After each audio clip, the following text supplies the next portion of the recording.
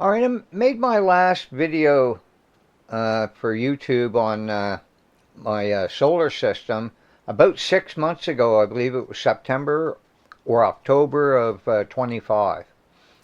And by that point, I had set up my 48 volt system with a lithium iron golf cart battery by DC House. And I had a 1,000 watt array built out back. Um, to that, I also had those four 80 watt panels, and then I added those five 100 watt panels. Ignore the 250 watt panel down by the socks, that's not plugged into anything. Doesn't fit into my plans. So this was all a single system, and I needed to figure out where to go from here, and I decided to split it off into two separate systems. So here's my original 1,000 watt array made out of 10 100 watt Wirtz 18 bus bar monocrystalline panels, which were the cheapest things I could find on Amazon. And they delivered them. They're light, they're easy to work with for one person. So I built that stand out there, which it's in a great spot, but it's a lot more work than the three poles up against the side of the building. This array has survived the winter. There's no cracks, no snail trails. It still can produce 1,000 watts after being up for a year. So I'm pretty happy with the panels and the fact that they're low cost and seem to be quite effective. So now the idea is that I'm going to add obviously more storage capacity, but I don't want to parallel two of these golf cart batteries together. They weren't really intended to be used that way. So here you can see I filled out my second array. So I have 2,000 watts now of those Wirtz panels, plus the 320 watts. And I built a second stand for another array. But instead of just paralleling two batteries together, I'm going to build an entire second system with its own battery, inverter, and panels and charge controllers. And this can add redundancy as well as extra storage capacity. So if I have a 48 volt inverter failure, with a flick of a switch, I'm on my auxiliary system, and I don't have to worry about how long it's going to be to get replacement parts. So if I have a battery or inverter failure, or beavers eat one of my arrays, I should still be in business. Here's my two inverters side by side. The one that's on the left is my auxiliary one. That's the new one. I wasn't 100% happy with this inverter when I first got it, but now it's proven itself. It's run everything: electric chainsaw, the microwave, the compressor, it does everything. The voltage is low here because I'm running on four 12 volt lead acid batteries, and I have yet to receive my second DC House 48 volt golf cart battery, which of course are usually closer to 53 volts in normal operation under solar conditions. And the one on the right, that's my primary system, and it's been working great for a year, and I now have as much faith in the new one as I do my old one. It seems to be just fine. And the same thing with the battery. My new battery is not the same as my old battery. Here you can see I'm starting to populate my next stand, and it's actually snowing out, and the ladder's up because I'm still putting panels up when I took this picture. But this is where we ended off.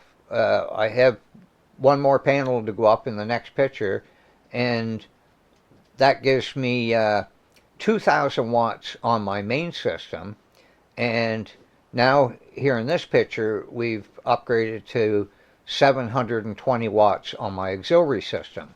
So we have four 80 watt panels in series and four 100 watt panels in series.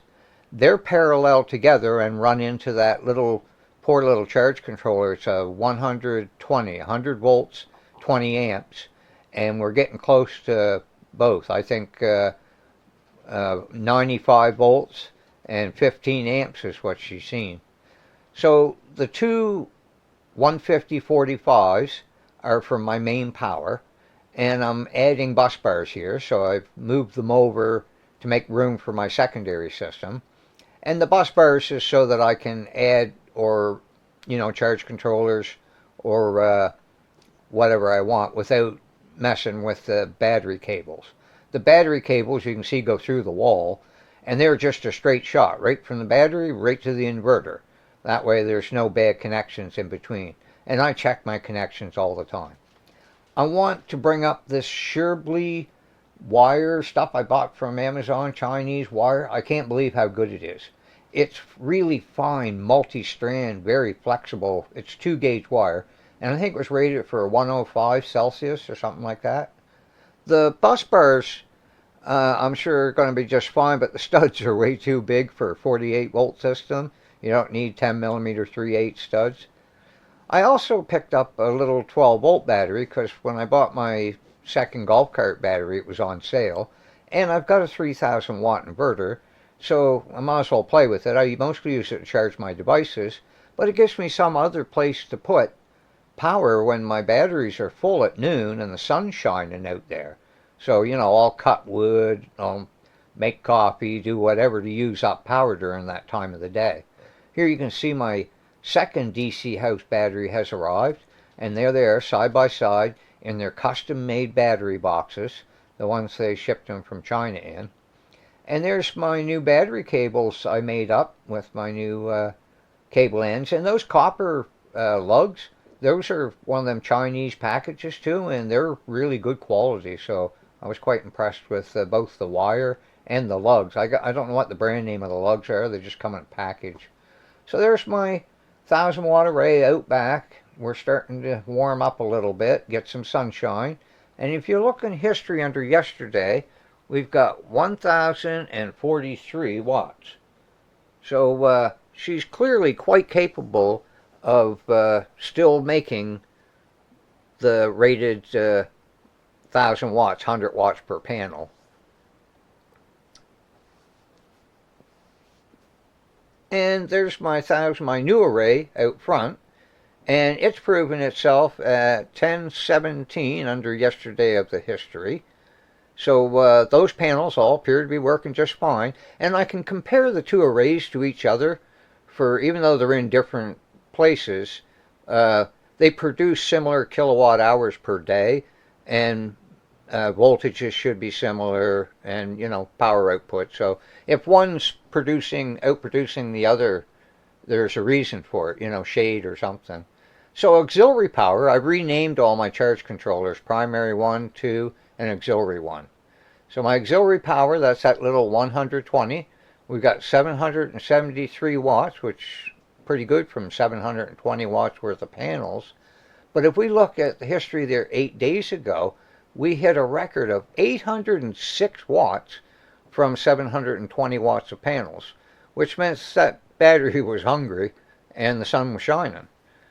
So this is a graph I made of my primary power, which is primary 1 and 2 combined, and when I had the 120 hooked to it, it was combined to it too, and it broke free into the auxiliary system at the first of this year. So that's the red line disappearing. And you can see with the 2,000 watts worth of panels, they're quite capable of punching the power out when it's needed and when the sun's available.